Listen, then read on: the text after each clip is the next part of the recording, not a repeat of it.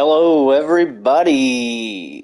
Welcome to the first of many streams of City Skylines here with me, Ronly Conley. That's R only, C only. Thank you for playing along. I'm playing the PlayStation 4 edition on PS5, so hopefully that doesn't cause a huge meltdown in the Sony Entertainment Computing world. As you can see, this is your home screen. So we're going to start a brand new game here. You get this new map. There's a lot to choose from. I've got a couple DLCs, which have some special ones. We'll go a little different than usual. I tend to get ones that are a little bit more adventurous. So let's go Two Rivers. That seems good. We're going to name this city New Chirp City. And as we play the game, you'll see that Chirp is kind of a running gag in this game. It's like a play off of Twitter, and now is even more prescient because Elon Musk owns Twitter, and there's Chirp X, which is a SpaceX, like in-game asset you can have. So that's really kind of interesting, I guess. We won't use the day or night cycle yet, just so you can see things. I'll turn off dynamic weather. It rains sometimes. If you got the snowfall DLC, it'll snow, which is really fun, especially if you're in a place that doesn't ever snow. We're not going to have any cheats on. We're going to go real. Might change the mind just to show some things off later, but I'm really trying to be organic with New Chirp City. So here we go. Got your little tips and tricks on the loading screen here. Sometimes they're really helpful. There's a lot of things that, I've been playing this game for a year and a half. There's a lot of things that I forget, and sometimes those hints are really valuable.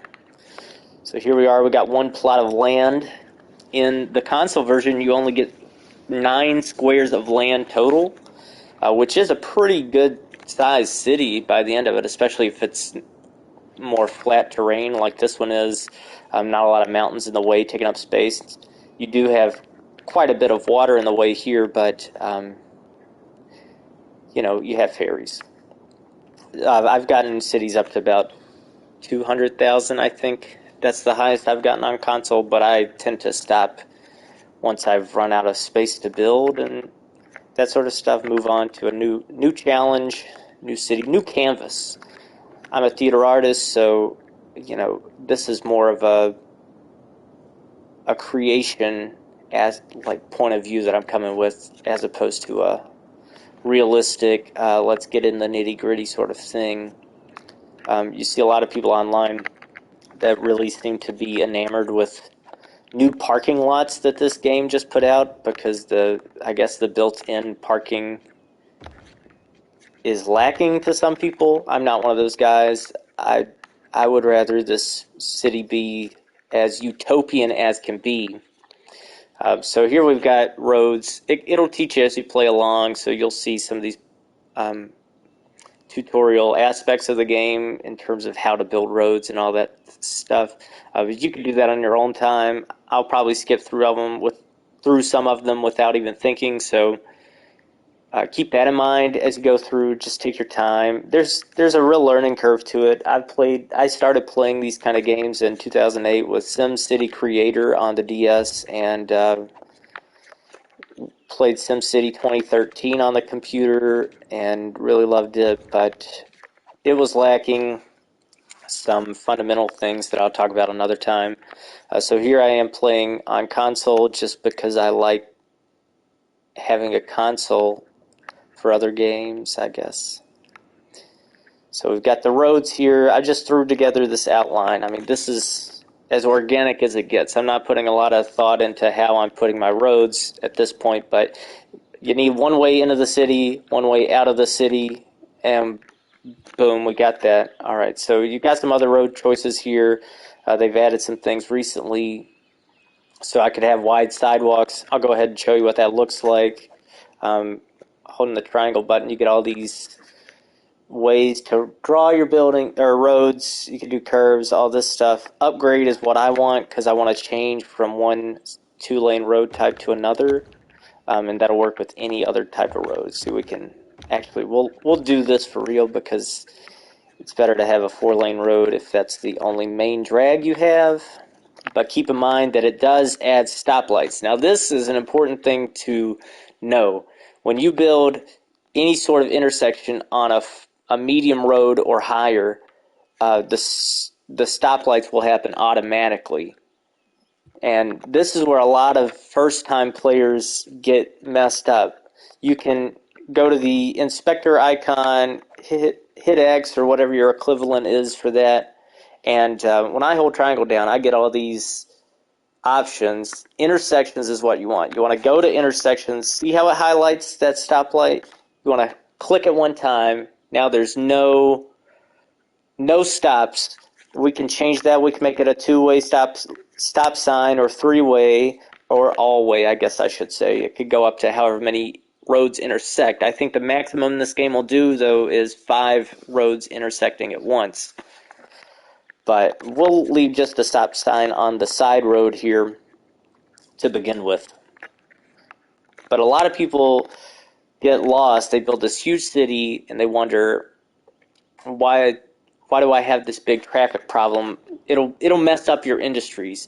It'll mess up your commercial businesses. Everything in this game depends on traffic. So you have to think logically as a person driving down the road. If I go into a town and there's one way in and one day out, there's going to be traffic. It's going to be a nightmare. I'm not going to want to live there.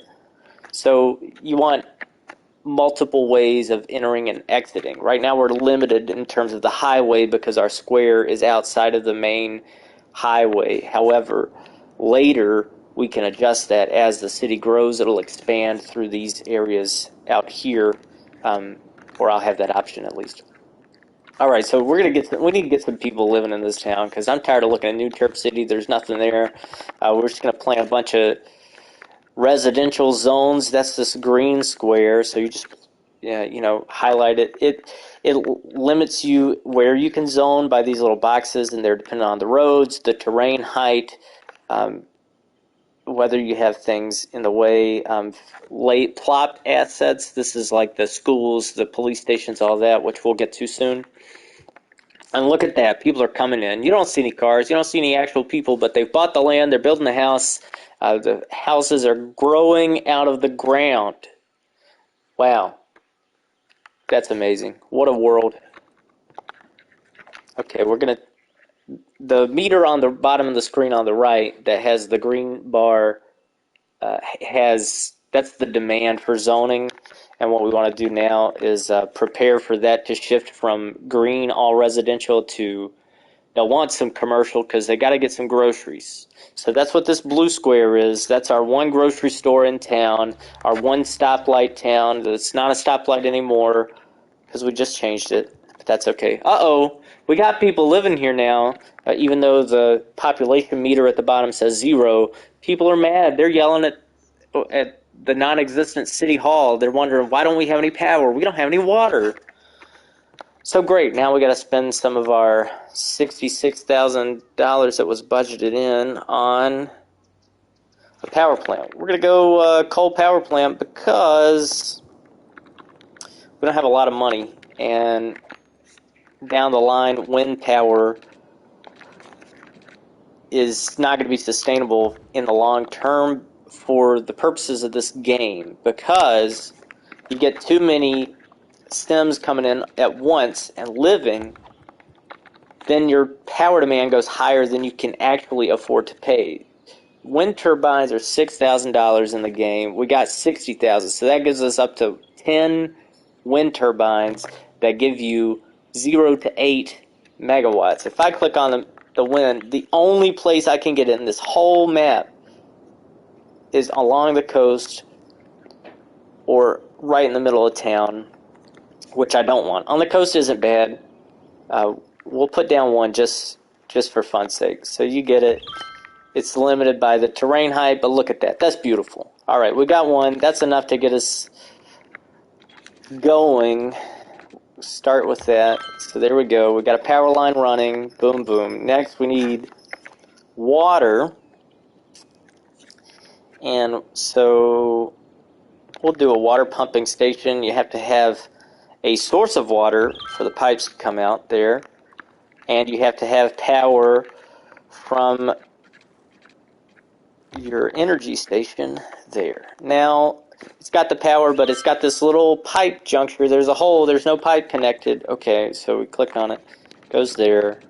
I tend to follow these first roads because I always have, I know that's where I'm going to have the immediate need for water. And you can see that the circle around this green dot is where, that's your range of the water pipe, all right? So everything in that circle has water. Everything outside of it does not. So look at this. Here they go. They're going to figure it out. Oh, yeah, there's water coming out the spout now. Yay, we can take a shower because we stink. Uh-oh, now they want a sewer system too? My goodness, these people want everything. All right, so we've got two options here, water drain pipe and the eco water outlet. Trouble is, one eco water outlet does literally half the work of one regular outlet for 4,000, where this one, so it's just under half or twice the cost. So we'll just use the regular old drainage outlet. Notice I'm putting it way down here. This is going at the bottom because the river moves that way, and we want our sewage system spitting out raw sewage to be downstream of where our intake water that goes to our pipes in our house to be drank and bathed with, that's got to be upstream. You don't want to be drinking the sewage water. I mean, look at that. That's gross. That's we won't get into what all could be in that. It's simulation anyway. So we got to run power. Here we go. We're running power. Do-do-do-do-do-do. Boom. There it is. All right. So here we are. Here we are. New Chirp City. Ain't it beautiful? Wow. Took off all the HUD. This is like the photo mode. Some games have that. A lot of games these days have, because they're just beautiful. And this is really, truly a stunning game graphically, especially in terms of a city simulator. I mean, I started out with SimCity Creator, like I mentioned. That was based on SimCity 4's graphics. It had a lot of the same assets in that game. And that was just 2D. You didn't get a three-sided view, all-sided view of it. You certainly couldn't spin around. But it was made to look three-dimensional, but it was 2D. And City Skylines comes along, picks up where SimCity 2013, the PC version, where they quit. That was a beautiful game in itself. It had a lot of cool futuristic things which I liked a lot. But it didn't have one-way roads built into the game, which should be an indication of how well planned out that game was. There's just a lot lacking in it that you had to get so many mods, and I'm not a computer programmer in the slightest, so that was, I always had trouble with that, and then the mods would be out of date or so on and so forth. But if you're playing on a PC version, a lot of the controls you're seeing here are the same concepts. I mean, the traffic's going to be the same. You got to have the zoning. The in-game gameplay is going to be the same. The controls probably won't match up unless you have a controller like this. But on Xbox, it'll correspond. The A button is where the X is. They're in the same spot, so you get it. You can do that work. I believe in you. If you're playing Xbox, I'm sorry. I don't remember what they are because all the 4 buttons are different on every console for some reason. Who's to say? Not me. Alright, so let's get back to building some city stuff here. So we're going to extend this out a little more. As you can see, this road automatically sticks to 180 degrees. I can go wherever I want to go, but it's built to lock on 90 degrees. Now there's a setting you can do to change this.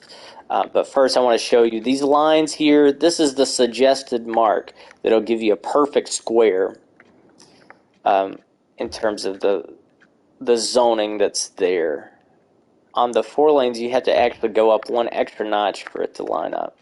But it shows you the where your future road will be is that bright blue line.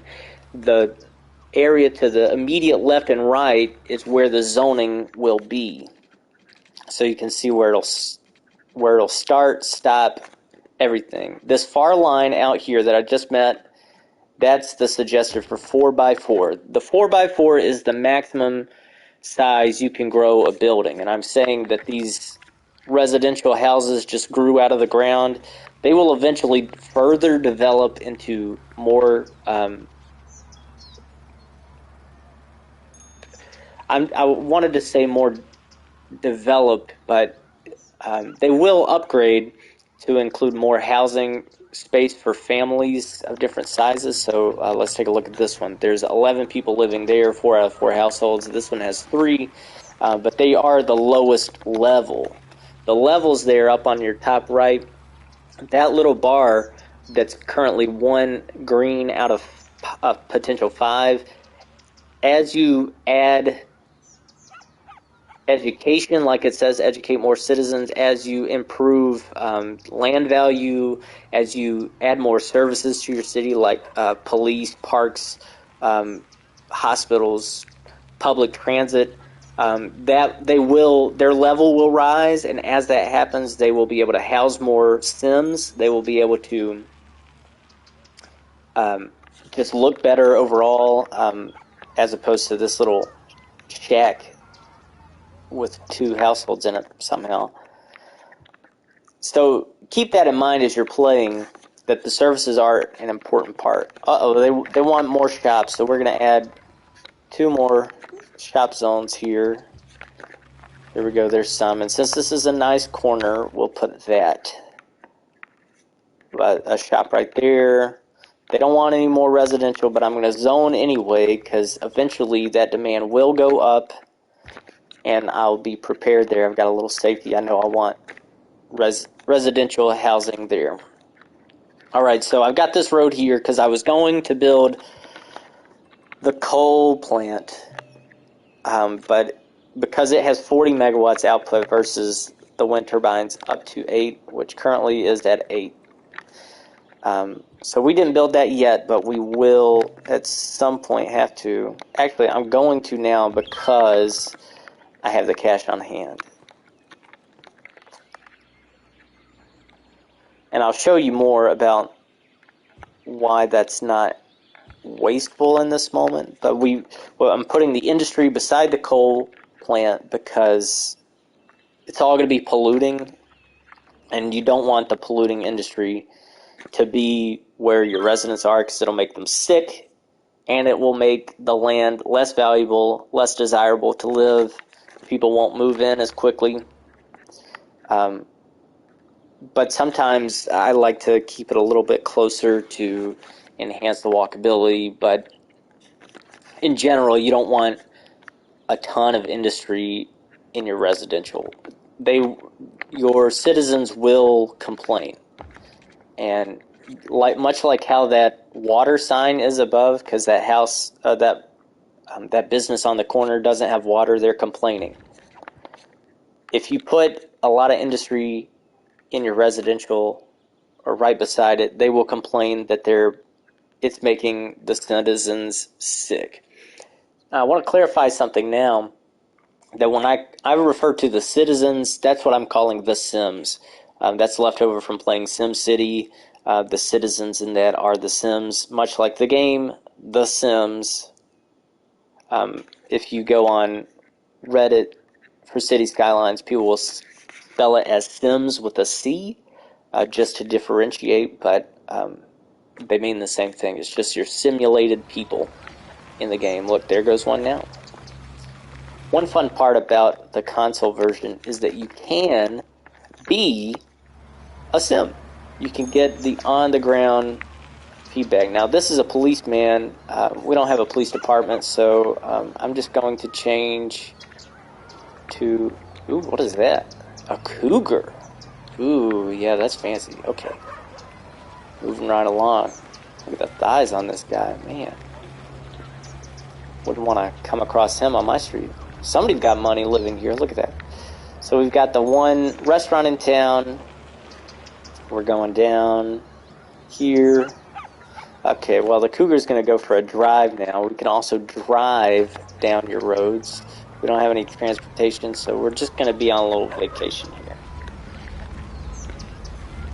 Here we go, driving down the road. All right, here's the end of the line, the grocery store.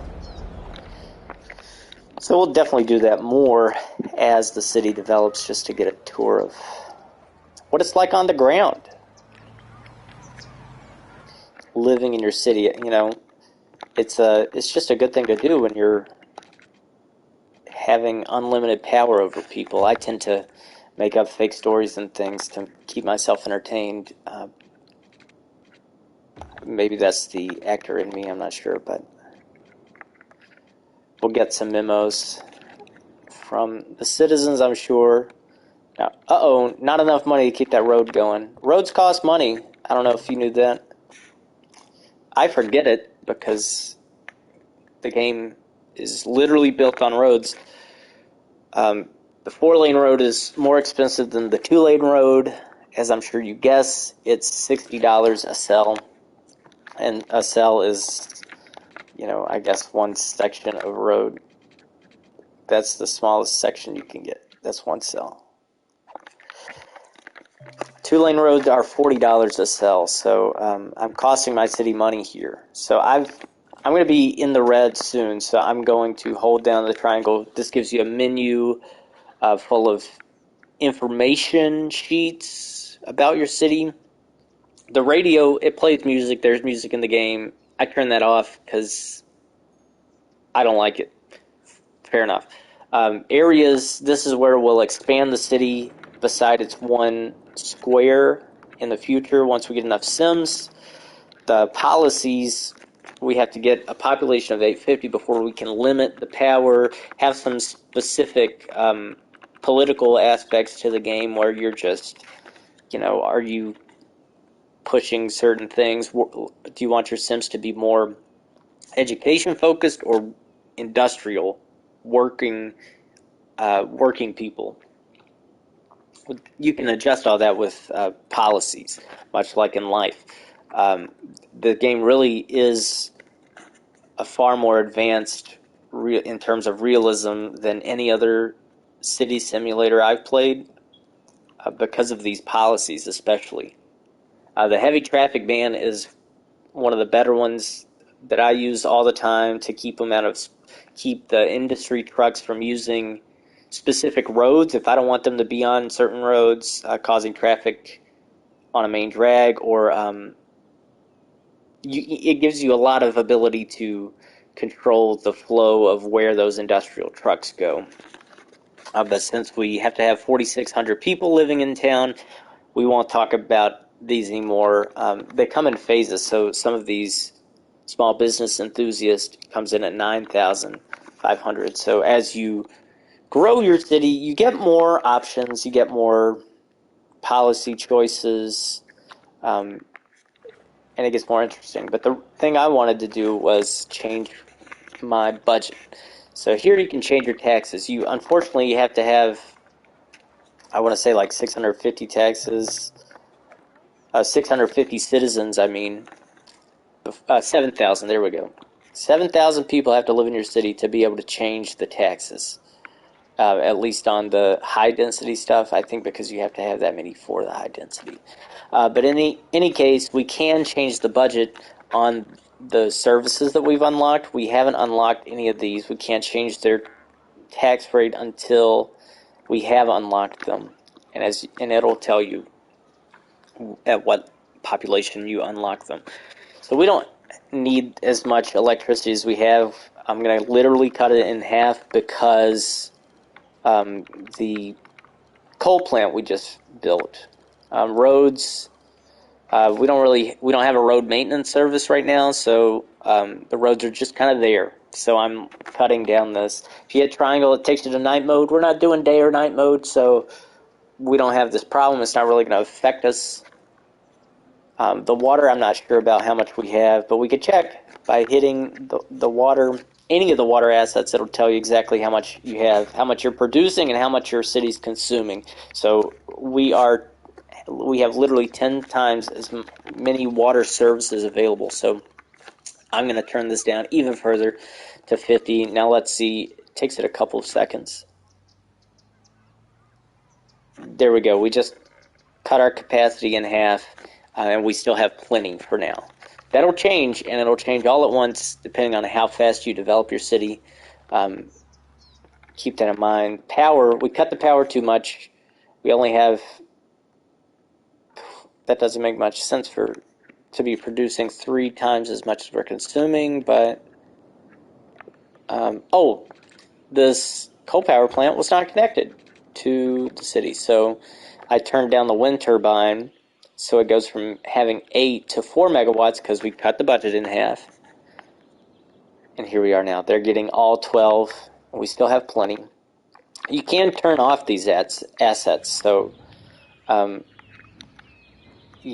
could turn off the coal power plant, and then we're only going to have the 8 megawatts to work with if I adjust the economy.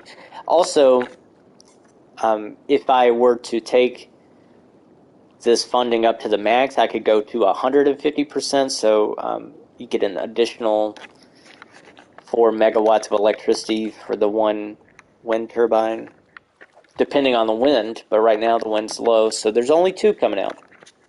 That's excellent. That's excellent. That's why we don't depend much on wind electricity. There's no battery system in these like there would be in more up-to-date wind turbines, I guess, in the real world. But then again, I'm sure there are plenty that don't have batteries. So there you go. Not going to offer any commentary on what your energy sources should be. Since we're in a game, we're just going to do what's convenient and feasible in terms of cost right now. Because you can always change it later. You can tear the coal power plant down anytime.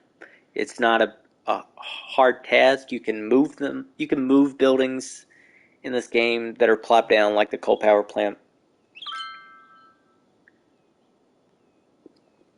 They want free internet now. This is what my citizens are complaining about. That's a policy in the game, but not one that we can access at this time. But it's good to know what they want. It's important to be in tap with your citizens' needs. The industry now wants workers. They need 16 uneducated workers. They got 2. So as you can see, the demand in the zoning meter down there is high in the green. So we're going to build some green residential zones. Not enough money to go all the way for that intersection. We've got some wide sidewalks on here. It's a nice little neighborhood, I guess. Fill that up. And we'll do that too. They want a little bit of commerce, so we'll give them a little bit of commerce.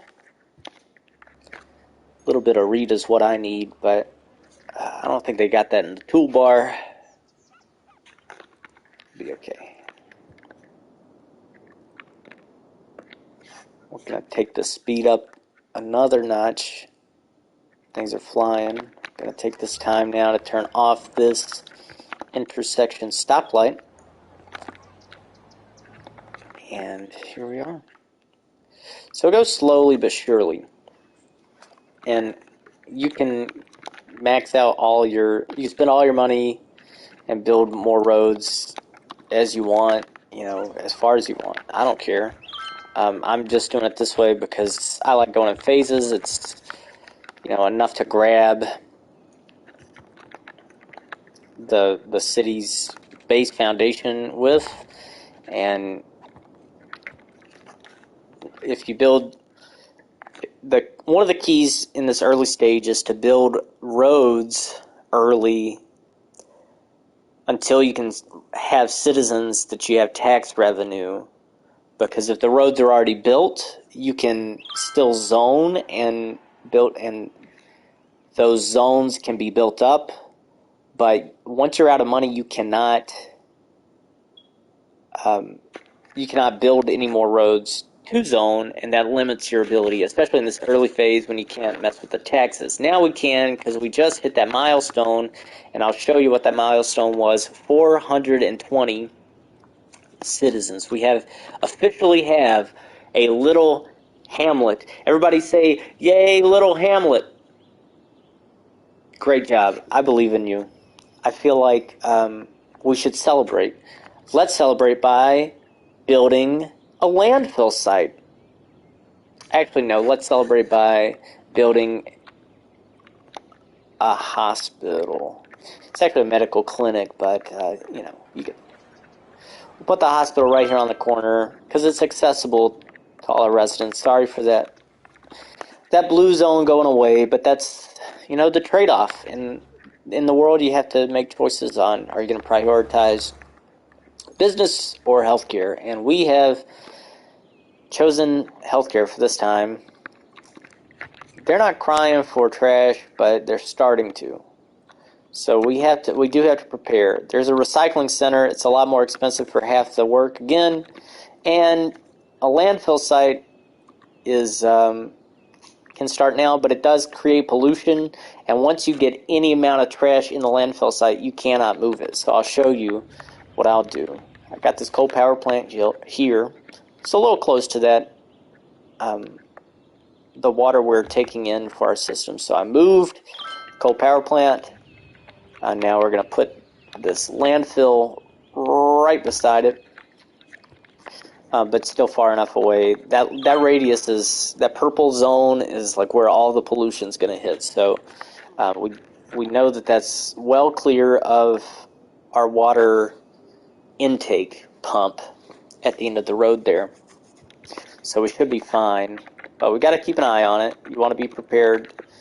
Your Sims will complain if they're drinking polluted water. The thing with the people is that the people love to complain. They will complain, and they will let you know when they are displeased by the work you are providing, which is helpful because it helps us attract new citizens who don't know how bad we are at governing. But since you're watching this tutorial, you're going to be pretty good at governing, I hope. At least good enough for them to live peacefully. You don't see anybody fighting. You don't see road rage. Cars just come and go. We're going to I think some of that is in my policy of not having stoplights. This is really, I've never had a city that was under 80% traffic. And I go on Reddit, and people are just so confused because they have no idea how to get their traffic above sometimes even 40%. And I do not understand how they could possibly have traffic that bad. I've never had that bad, even when I had backups all the way down the interstate out of my city trying to get in. It's really confusing, but I think that the key is having multiple entries and exits, and especially for your industries, and more than one exit from the highway into town. As somebody who has lived in small towns where there's not more than one way to get places, when I was growing up, we had this Walmart off the main highway where the only entrance and exit to the Walmart shopping center was at a stoplight on the major highway through town. They did this with about 7 other major businesses too, so I'm sure you've been there. At any suburban town in the country, there's always one stretch of road where there's 8 strip malls and everybody goes there because that's where everything is, and traffic is a nightmare because there's so many stoplights. So I don't have any stoplights unless it's in specific instances, and maybe we'll come across some of those. One of these days, I'm sure I'll take you through some of my more established cities. But I would advise you, especially in this early phase, we don't even have 1,000 people in town. You probably don't even need stop signs at this point.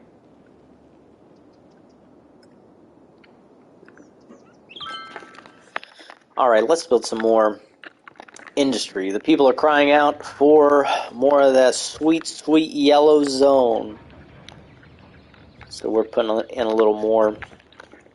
And these are just general industry that we're building. It's not anything special. Later on, once we get to 850 sims, we can have specific specializations for industry. That includes farms, forestry, ore mining, and oil. And that's all. The other specialization, there's an option so you can change it back to general industry like this is. But the forest and the farming do not pollute, whereas the general does some. The ore mining and the oil mining are both heavy pollutants, so keep that in mind. Great, we don't have enough sewage now. That's great. That's great. I think I forgot that one sewage is 120,000. That's 120,000. So that's a little interesting. Oh, but the power, it says there's no power. What the heck? Why not?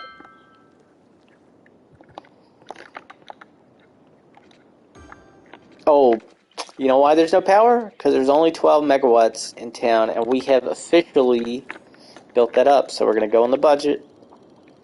I like going in like round quarter sections, so we'll bump up the water just to be safe. We'll take the power up to 75% in the budget. And look, we've got over double what we had before. Everybody's doing fine. Let's check the water. Plenty of water. We'll keep it up. Actually, no, we'll take it back down because we want to save our money the best we can. Alright, so we've got a nice little hamlet here, as the game said. I'm going to change this road to match. A lot of people online hate the grid. We hate the grid. We're not trying to make every city a square with a bunch of squares in between. That's why I've got that one curve. I added this funky little S. Some dynamic you want that grid because the game promotes it in the way the zoning shows up. And you want, generally speaking, you want the largest square zone you can have, the 4x4, so that you can have more citizens, but that's not always the case. It really depends on what you want this painting of a city to look like. And so sometimes I get a little creative that way, especially when I'm converting from this small residential to the high density residential. I will go maybe 2 at a time, or like these single spots, just because they are larger. And we're going to do our Sims a favor here now. See, when you get at a funny angle, it divides up the zones in this weird way. I really don't get it, because you would think that you'd still be able to have a square house even when there's more land somewhere. It takes up more space this way, but I didn't design this game, and they didn't ask me about it first, and I didn't start playing until about 5 years after they came out with this, so I'm sure they'd tell me to respectfully shut up about it, but for right now, we're just gotta bite the bullet. I mean, it looks kind of weird, but, as your city grows, it blends in better, and it's more organic feeling, Every place you go to isn't squares on squares, especially out in the country or in newer cities, especially, and you go places that are, have been around since the 1700s. They have some crazy roads, and as you go down them, you start thinking, what the heck were these guys thinking?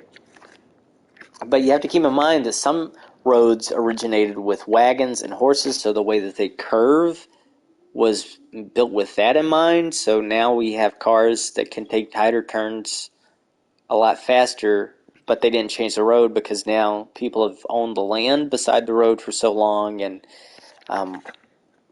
the towns already own the spot for the road, and they don't have the money to, build a new road piece from scratch. So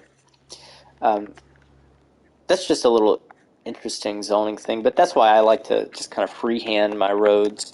In general, I'll actually turn off the we'll go to the snapping options here. I'll turn off all of these unless I am trying specifically to do the grid, or if I'm trying to keep the zoning a certain size so that all stays lined up. But in general, I know I haven't done it this far, but I will just freehand, because I recommend that you start using those guides just so you get a feel for it, because when I first picked up this game, I had no idea how to make this curve tool work, but really, especially the road guidelines, this option itself was probably the most helpful in learning that, because it will show you where other roads are based on the pattern you have. And like, see here, we can get right in the middle there. I'm not going to build that there because that doesn't make any sense, but we'll build this one going out and connect there. So now we've got a good amount of ways to get to work for these sims, all right? That's what you just want to think about, their path of least resistance. If everybody is going to the same spot, and that same spot being this, sorry, I didn't want to do it. This intersection from there, that's going to cause a bottleneck, a traffic jam. But if you know their destinations are more spread out, all the trucks that are coming right here so they can go to the interstate can do that, while everybody else who lives over in this part of town, they can just take any of those other streets. Maybe Faith Home Street, for example, or Ashley Street. You know what? I wanna change. I like Faith Homes. That seems kind of nice, but Ashley, that's incredibly vague. So we're gonna change the name of Ashley Street to Twitch Street. Isn't that nice? Now, if I knew how to spell Twitch correctly the first time, it would work. Oh, we didn't put a space in there. Put a space. Done. You can mark it a priority road. When you do this, stop signs will go automatically. I don't ever use that because, to be honest with you, I forget that that's a feature that exists in the game. So that's the value of taking you through it.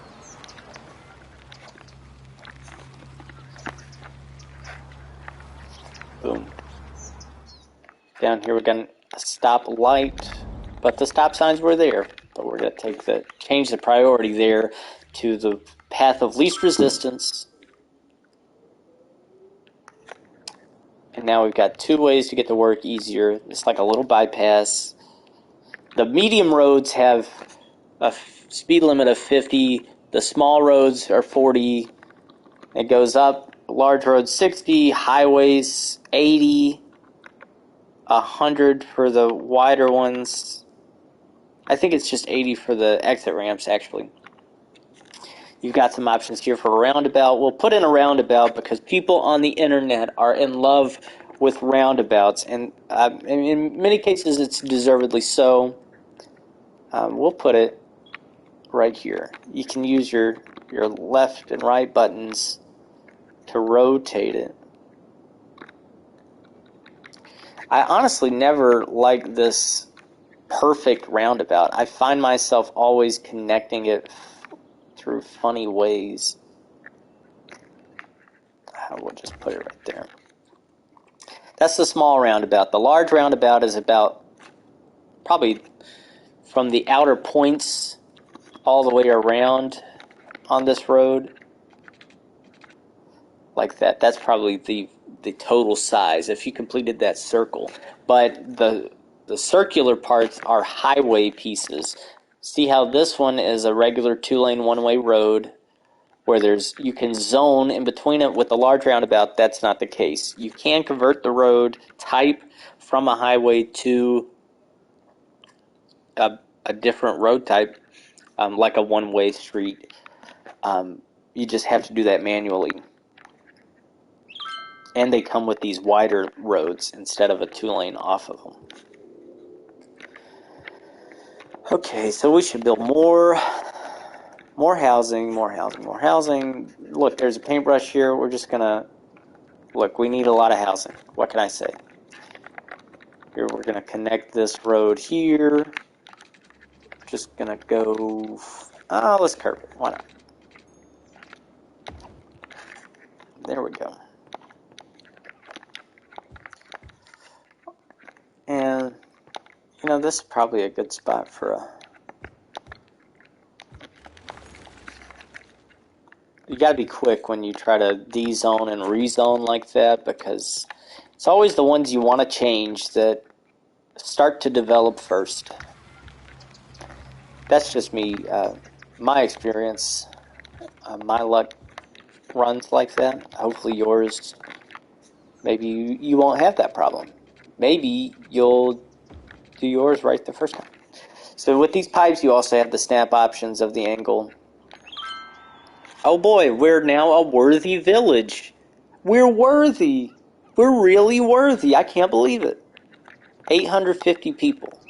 850 people heard of New Chirp City and said, oh man, we gotta go. We gotta go there. We gotta live there. We gotta build stuff, manufacture things, and take a ride down those illustrious 4-lane concrete highways. And we welcome them all.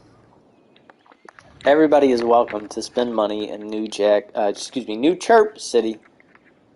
Wow, that was a great little spot. All right. See, I left these 2 spots here. Those 2 zones that are empty on purpose because we will expand our industry area. This is one of those times where it's easier actually to have the angle on. And now the road's doing something. There we go. Because we just want to come straight out. I don't want it to be curvy because that's a hard angle there from that landfill especially. But also from the thing. Well, that'd be kind of neat intersection there, but we're not going to do that. We're just going to leave that little piece out for now. We'll save that real estate for later. We'll figure out what we want to do with that intersection and how we want it to fit in. Generally, I kind of make these big, long strokes like you saw with that 4-lane road, the medium-sized road, and then fill in between as it comes. And when you leave the bigger space like this, it gives you opportunity down the line to add in monuments, parks. We'll see what monuments we've got. Oh, we've unlocked a theater. Wow, I don't even know what on milestones you can see. Unique buildings. How do we unlock the theater? It lists all these achievements you have to do to get there. 850 for those. The cinema, 4,000 tourists. We haven't achieved all these, so I'm confused. But we had to fill 5 instances of cemetery. Oh, I know why we've unlocked it. Because I've got all these other saves where I've already unlocked all of these milestones. So that's something to bear in mind, that all these achievements you only have to do one in one game. So you can change it at any time. We've unlocked the theater, so we'll go ahead and plant it there. I'm a theater artist, so we should absolutely prioritize building a theater in New Chirp. We're going to call it the New Chirp Theater. New Chirp Theater. Okay. Uh-oh. The people are crying out. They are being crimed on. So look at that. We've got a crime rate of 15. That's so scandalous. All right.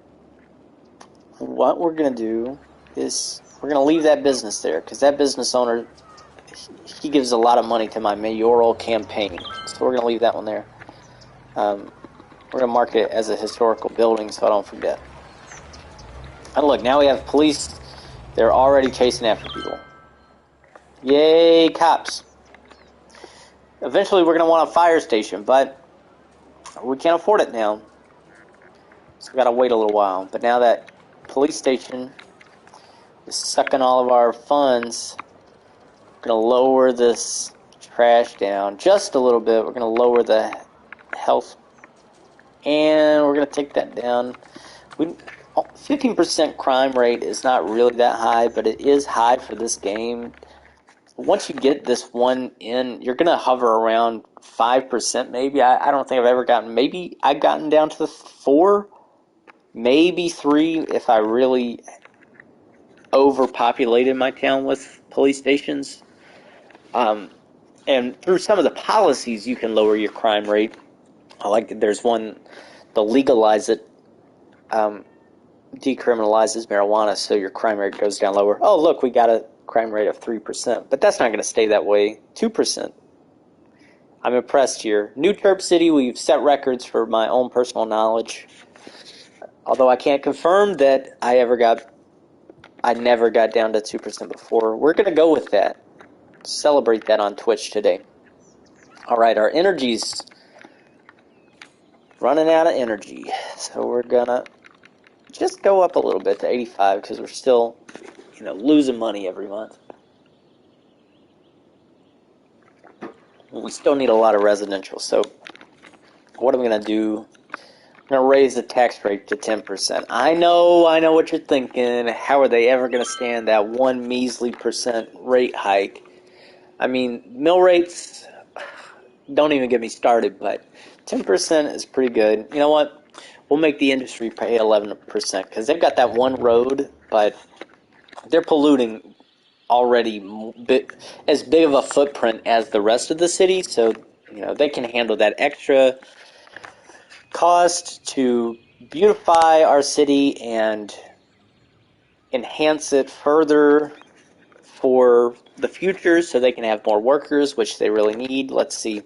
On this information, city info page, it'll show you your breakdown, how many workers you have and how many are required. So workers, we got 596 and we need 715. So that's why our housing zoning is so much in demand. We've got a lot of adults here, so that's good. A good working population, but not too many retirees. The statistics page is one that I tend to watch at. I watch this population graph, especially when your city gets, up to like 50,000. You really can't tell the difference like you can when people are leaving. How many have left, and usually that'll come in the age cycles. So as your adults become seniors, they will eventually die, unfortunately for the grandchildren, and unfortunately for our office, industry, and commercial buildings because their employees go away, their customers go away. So we have to do things to keep the birth rate higher than the death rate and keep the influx high, which is the immediate next stats that I look at, the influx, birth rate, death rate. So this is an easy comparison. Obviously, we've got a lot higher influx now because we had nobody, and now people are starting to have babies. We've got, it looks like 8 babies being born now, and maybe 2 deaths. That's pretty good, for every one death, we have 6 or 4. I don't know. Somebody else does the math. I'm not the math person here, but that's why they give us these graphs already to keep track of these things. You can check your employment percentage. Ours is really high. You can see that at one point it was really low because we had not built the industry yet, and we built a lot of housing. So that's pretty much what goes into that. In general, you want employment to be as close to 100 as you can have. Available jobs, this should correspond with your population changes. You don't want to have you don't want your employment or your available jobs to be too much higher than your population, because as you can see, when we built a lot of housing, the population went up by a large bit, but we didn't build a lot of industry or commercial. So the available jobs plateaued, the employment percentage dipped at that same time because there were more people without jobs because we had more people than were jobs. As your city ages, you'll have more children and more retired Sims. So keeping these 2 main data points proportional will be less concerning, but you will want them to be increasing sort of at the same rate. You don't want either to get left behind, or it'll cause problems for throughout your city. There are a lot of good things here too. Students, we don't have any schools, so we don't have any students. Tourists, we don't have, well, now we have a theater, so tourists should start coming in soon. You can check your Sims happiness. You want it to be 100 ideally. We've managed to get it up to about 85, just under now, but we can raise that pretty easily. This shows you how many zones you have. We have prisoners now because we just got a police station that has, I think, 20 jail cells in it each. We don't have any office zones because we haven't got enough Sims to have that zoning yet. But you can see the industrial zone and the residential, the commercial, all there at once. And here, actually, it's really interesting that the industrial zone curves off at about the same rate as the residential. So you can tell we stopped building at that point, or at least zoning new stuff. All right, so that's the stats. Also, here's taxation. How much are we taxing? I just raised taxes, and we have more buildings paying tax, so that's why it's going up so much. The value is player-placed buildings and treasury together. So the buildings we have, including the theater made that big jump happen, I do believe, as well as the coal plant and that sort of stuff. The city budget is what do we have in terms of income versus expense. The treasury is how much cash on hand do we have, and you can see it goes up and down a lot. And we'll leave population changes on. You can change the chirper icon to any of these. We'll just pick Einstein this time. Disaster reports. I've got natural disasters DLC. If you don't have that DLC, you have maybe have just the base game. That's what people on the internet call vanilla, no mods, nothing. Then you won't have disaster reports, I don't believe. But the disasters can be fun. You know, if you're like me and you're really, you get in the groove. I like when things happen that I have to work around, so that the disasters really help me get creative. Like, how do I deal with earthquake fault lines or meteor strikes? You know, big craters in the ground. I have one city recently that got struck by a meteor right on, like, smack dab in the middle of a major interchange, which was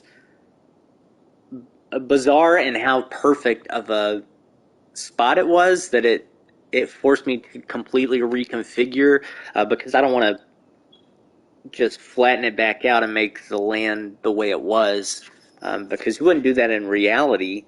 In most cases, you would at least have some way to recognize that something happened here. I mean, even with the tornado, in real life, you're more likely to see the effects. Than in this game, you can repair everything. You won't lose the zoning. So really, the only difference you'll see is for a little while as your buildings redevelop. There might be a difference there, but the tsunami can destroy your city, especially if you're in a low-lying area where it just never washes away, never recedes. But in general, it won't cause any major lasting damage. Forest fires, they just burn all the trees. If you've got fire departments, they'll put out the fires. It's really a nuisance more than anything, especially I like to plant pretty trees with flowers and pretty forests and incorporate that into my design of like green spaces. But sometimes they're just brown spaces. But they grow back. And the sinkhole is pretty fun also. The game I had with the meteor strike, I've had a lot of sinkholes also, so I've got a lot of bridges on the main interstate that would not have been there had I not played. Okay, so we still got to get a fire department, we still got to get a school, and we've got to, well, our water's going low, so we're going to raise the expense rate. We'll go to 65. That gives us a little room to grow, probably. Yeah, plenty of room to grow. And now we got to add more houses. And I'll show you. I'll build some houses right on top of the industry just so you can see how much your Sims will cry about it. And of course, you know, to me, if you're going to buy a house right on the industry, you kind of get what's coming to you. But that is operating on the assumption that these Sims own the houses, and that's not a good assumption to make, you know. Not that there's like really a feature for being a landlord, thank God. I mean, you're a city manager, so you are the landlord pretty much. You just don't have to deal with that day to day. If you want to deal with that day to day, you know, join a private equity firm and buy a bunch of houses. I don't know. So here we are. We've got a decent little residential neighborhood. Got one thing to do in town. Hopefully a lot of people take advantage of it. It's a classic style theater. It's you know, old. What's funny about all these old theaters is that they have these huge windows that are beautiful, but then you go inside and it's got to be dark, so that's just a little bit of funny things about my industry. But it is a beautiful building. Let's get on the ground and check it out. We'll be the tourists. Yeah, we'll be this lady with the hat. We won't be the cougar anymore.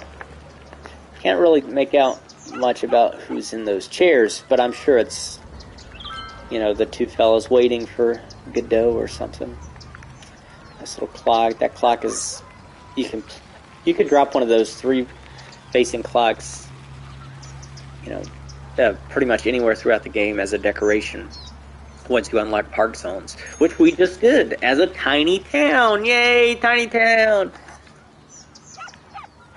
So we got park areas, industry areas. Those two things are from DLC packs, the Park Life and the Industries, respectively. So if you have the vanilla version, you won't be able to work with those.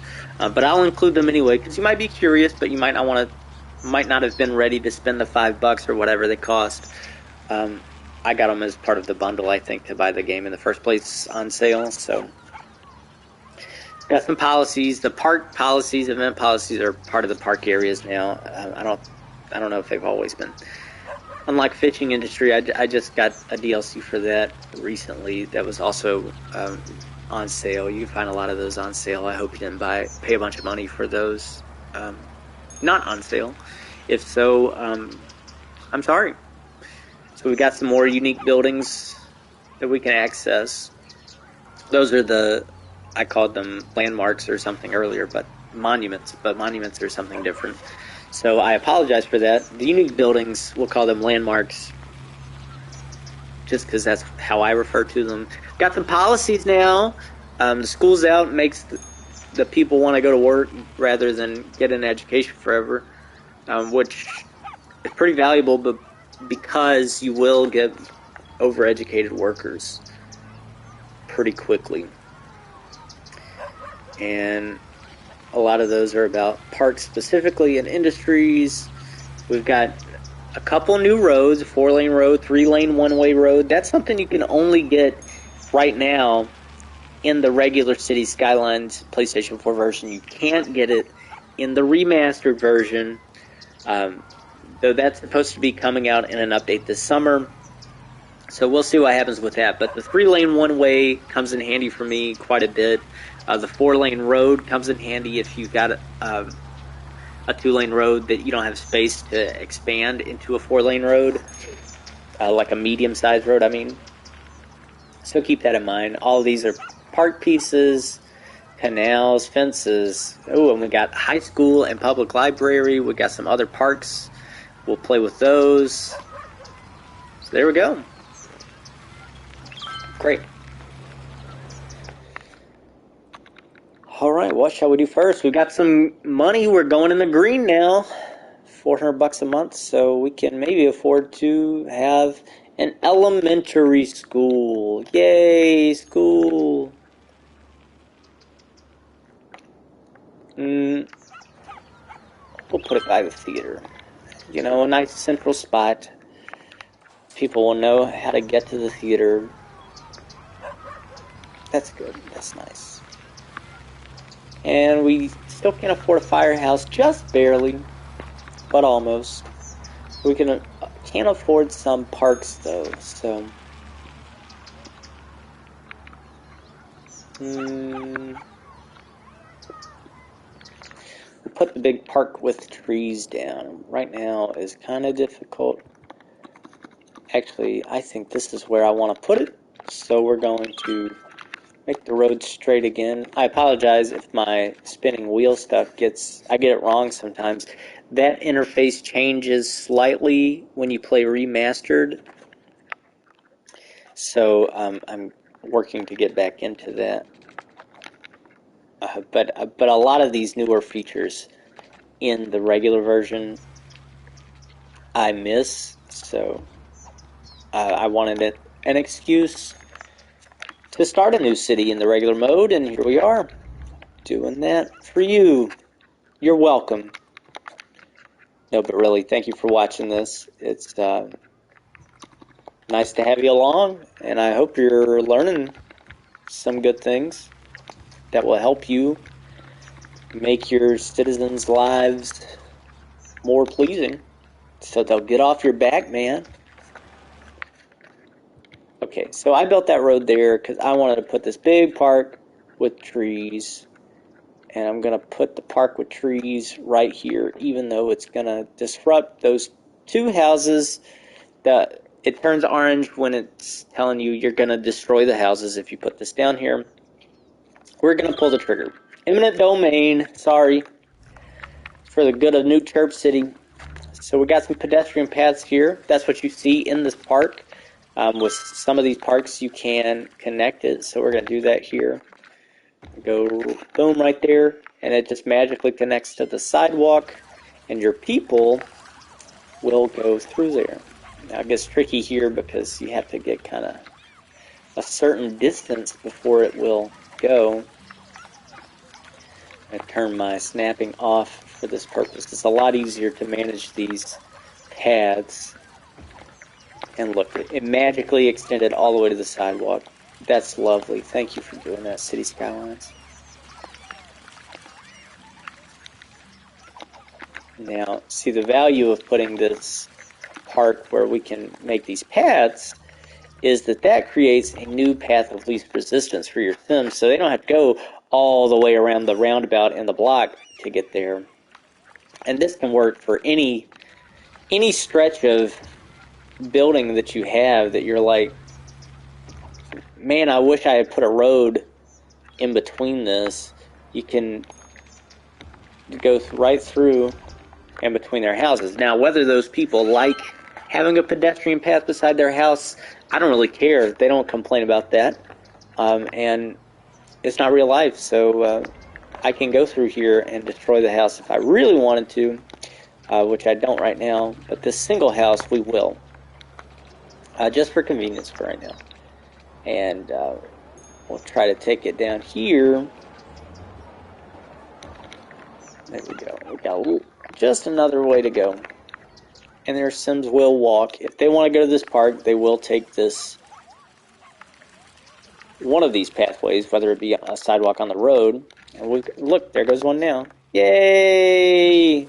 Power walking, because we got it on 3 speed.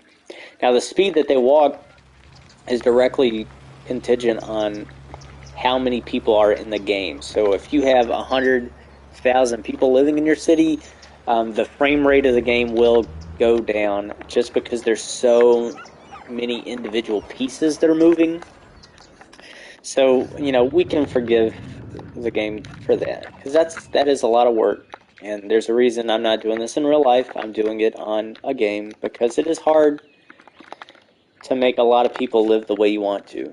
And thankfully we have City Skylines to be filling all of our power-hungry desires in a way that does not hurt anybody else in the world, but is fun nonetheless. How many times you get this level of control in your daily life? I think that's some of the value of City Skylines. They want a lot more industry, daggone.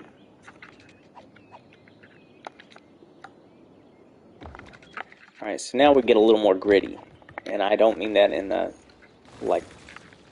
terms of abrasiveness. We're just getting grid-like because there is such high demand and it's efficient. That's why, subdivisions are often the same kind of design, because it saves the land developers a lot of time in working with architects and things.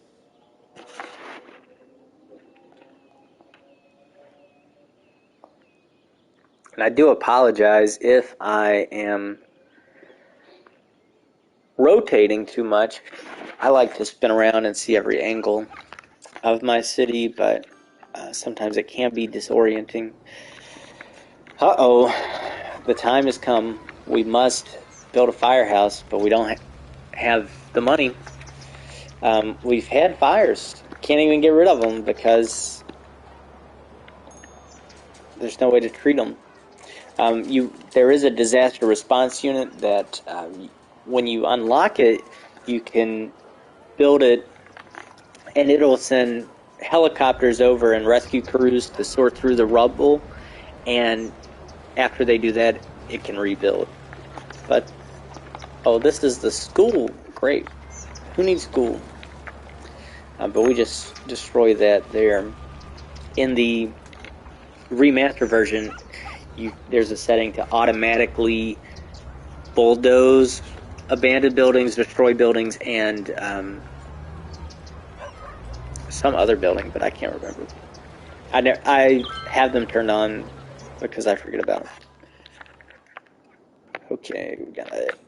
Up the power bill again. Okay, great.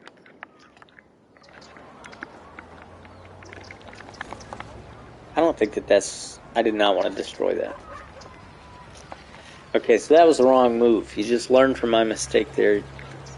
Destroying that building was not what I wanted, because that's another $10,000, and we just lost our only school in town, and we've got a major fire coming over here in the industry area. We're going to go to our on-the-ground reporter here for Channel 7. Yep, that fire's hot. Thanks for that. Alright. They say no news is good news. So since we've made mistakes and we need a fire department also, we're going to take out a loan from the bank. If you don't know how loans work, then I guess this is the best place for you to learn.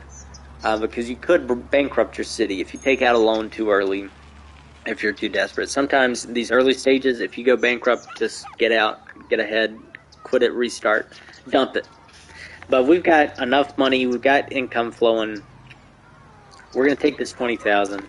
We can pay it off early, which we probably will if I don't forget. So we're going to rebuild this school, and we still have money for a fire department, and this needs to be central too. So again, that business owner, they give a lot of money to my mayoral campaign, so they get to stay. We make them historical building too. You know, I'm in the pocket of business. What can I say? That's simulated politics, baby. Oh, we've got a little more spots there. That's cool.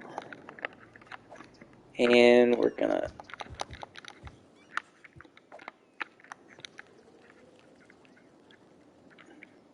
actually, in that roundabout, I want it to be blue. Boom.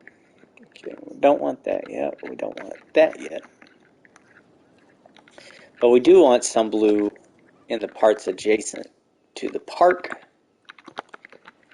And actually, first I really want to, I want to turn this stuff off.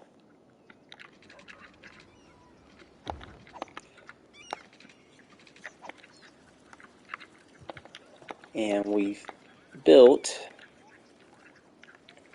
a new road because we had so much space there.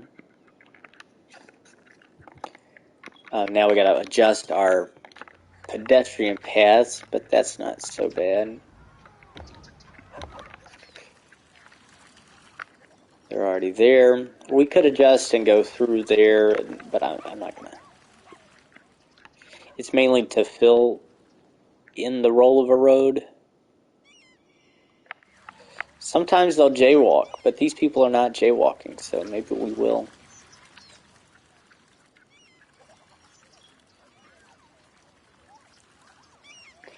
Well, see, in some cases you have to build a bridge. We're not going to build a bridge, but what we are going to do is, well, we'll build a bridge eventually. Don't get all wound up on me.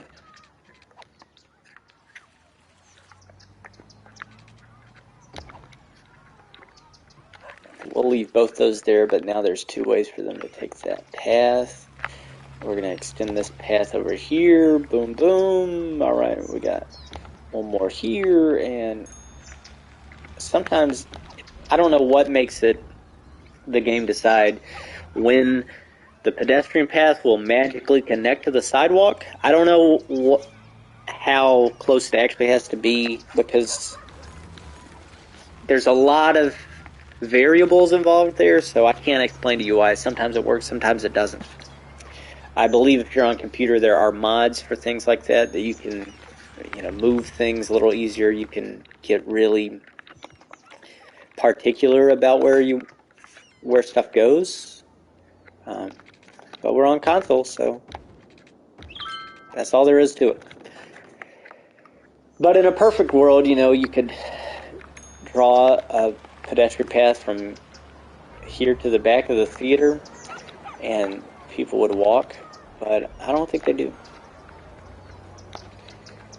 And I would want that to work for every single building, especially universities, because at some point we'll put one down and you'll see that it's basically just one big sidewalk area, but people don't go, like, you can't send a path directly to it from the back and it works. It doesn't make sense to me, but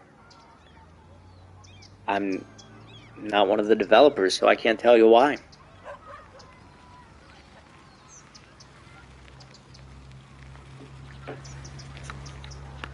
So we've done a lot today, my friends. I'm glad you're here. Glad I've been able to help you, and you've been able to join me as we create new Chirp City. You can check out my website and learn more about me and, the work that I do in the arts. I'm working currently on an animated short film and developing an app for the arts. If you go to my website, you can find out how to support me the best, in addition to following me on Twitch. And my website is ronelyconely.com. That's ronlyconly.com. And there you'll find some blog posts, album replays from my record collection. I'll tell you why I keep listening to them and what I like about the copies that I own. I'm going to be talking about television shows that I'm watching soon and pro wrestling when I can. And also you'll find some of the more information about the projects I'm working on. And I hope you'll do that and consider supporting me, because I've got a lot of things that I'm working on that I'm sure you'll enjoy, but I need money to make them, so what can I say? But I'm glad you're here watching the stream. If nothing else, learning how to make your city better. That's really all I need from you today. Just have a good time, believe in yourself, and check back soon for more updates on New Chirp City. I won't build anymore without you.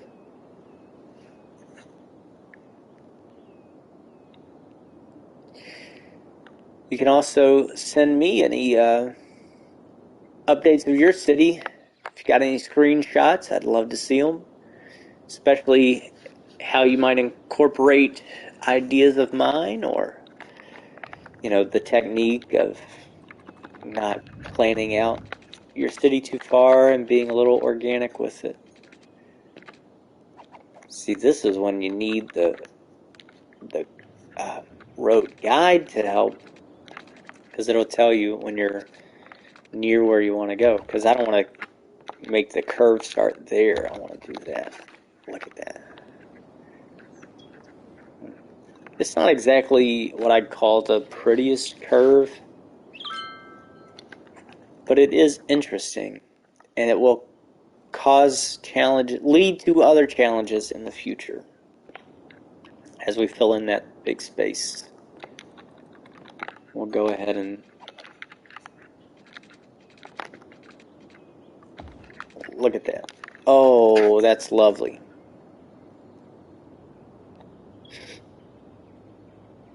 I like the median two-lane roads because it's got that nice stripe to it. As more people come, there's a version with trees in the middle and a grass median, and they add a little bit of life, which is always nice. I wish you could change the grass to be flowers, maybe, or, color it. I know you can't really color grass in reality, but, you can make it pansies or something, and it doesn't have to be especially defined. But I know we want some realism here. We've got some trees here. Now, these trees are fun. There's even been more trees recently in the content creator trees. I like this flower tree. I wish you could change the trees in the park. They would all be pretty. And we're just going to up the strength all the way and fill in this little patch. And some over here. And a little bit throughout here. And there's a nice purple tree. We'll put it by the theater. That'll be the purple tree zone.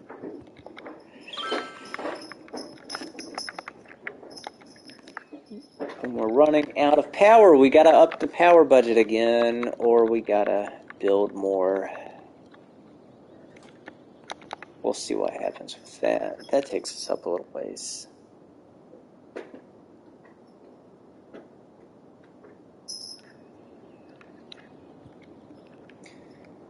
Alright, but again, I'm glad that you're here. Thank you for watching along with me.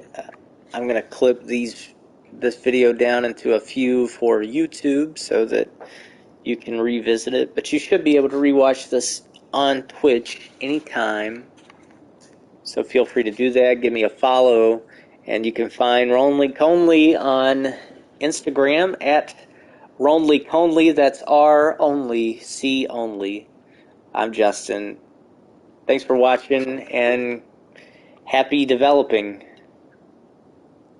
Go be the best city manager / mayor you can be and try not to cause any major disasters. Thanks.